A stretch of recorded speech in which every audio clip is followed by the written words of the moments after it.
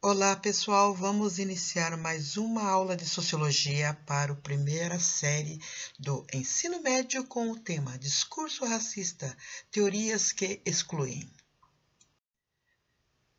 A metodologia a ser utilizada em sala de aula será a metodologia ativa de rotação por estação. Vamos aproveitar bem esta aula porque vai ser muito importante para nós. A habilidade, segundo o currículo essencial a ser adquirida pelo aluno, será a de identificar, analisar e discutir o tema sobre discursos racistas e entre outros assuntos que virão. Iniciaremos com uma reflexão e uma pergunta. Anotem em seus cadernos e respondam em 3 minutos.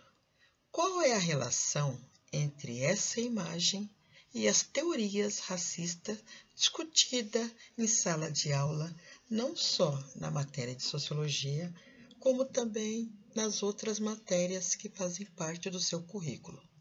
Vamos pensar? Vamos olhar com calma para esta imagem? Darei o tempo, pararei o vídeo e depois retornarei a falar com vocês.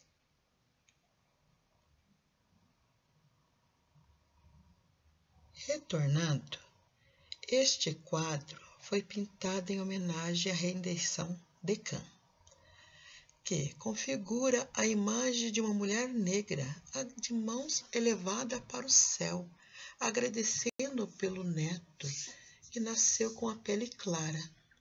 A filha já tinha a pele clara e o genro é um imigrante, que pode ser português da época, que se casou com a filha. Nesse momento que nasceu o neto nasceu de pele clara. Então se iniciou o branqueamento no Brasil, ou seja, vamos trazer mais imigrantes para o Brasil para casar com a raça negra, os afrodescendentes, para que nasça simplesmente mais raça da pele clara. Isso era a ideia da época. A redenção de Khan reporta o tema a um versículo bíblico em que Noé amaldiçoa seu filho por desrespeito, porque ele bebeu as uvas fermentadas e acabou retirando a roupa, e o filho, em vez de cobrir o pai, ele foi espalhar para os irmãos que o pai estava numa situação de vergonha, exposto com o corpo. Então, ele é amaldiçoado por seu pai. E através dele que se inicia a geração do povo do Egito. Por ter a característica da pele preta, por causa do meio ambiente da época, juntando com o fenótipo, com o genótipo do ser humano da época, inicia-se então o preconceito racial. Segundo a história, no final do século XIX, houve a disseminação no Brasil de conceitos de superioridade racial que tinham adquirido grande prestígio no exterior. Inspirado nas ideias do evolucionismo e do colonialismo, o pensamento científico brasileiro da época, que era fortemente marcado pelo racismo, adotou teses científicas do darwinismo social e da eugenia racial para defender o branqueamento da população como um fator necessário para o desenvolvimento do Brasil.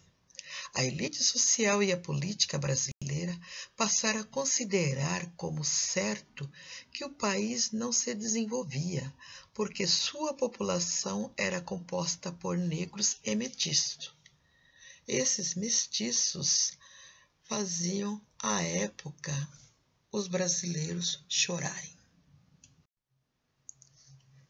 Então, como por milagre, para resolver a situação, apareceu a imigração, que não era considerada somente um meio de suprir a mão de obra necessária na lavoura ou de colonizar o território nacional, coberto por matas virgens na época, mas também com o meio de melhorar a população brasileira, pelo aumento da quantidade de europeus.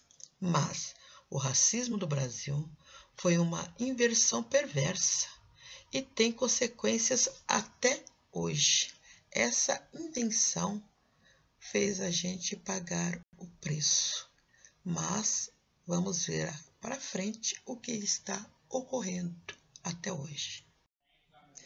Então, o sociólogo da época estuda a mestiçagem e se referia a ela como a grande maioria da população brasileira é mestiça e resulta da mesclagem contraída entre os índios, os negros e um pequeno número de portugueses. Todos os países da América, seja do norte ou no sul, hoje mostram incontestavelmente que os mulatos de distintas matizes não se reproduzem além de um número limitado de gerações. A esterilidade nem sempre existe nos casamentos, mas os produtos da raça gradualmente chegam a ser tão malsão e inviáveis que desaparecem antes de darem à luz, ou então deixam rebentos que não sobrevivem. Ou seja, muitas crianças originárias da mistura morriam antes de continuar a sua vida em tenra idade. Graças a todos, grata pelas discussões calorosas e a troca de conhecimento. Lembre de levar e trazer mais falas para a próxima aula. Aqui estão as referências. Visite o blog para buscar mais conhecimento e realizar as atividades solicitadas em sala de aula. Abraços a todos, até a próxima aula.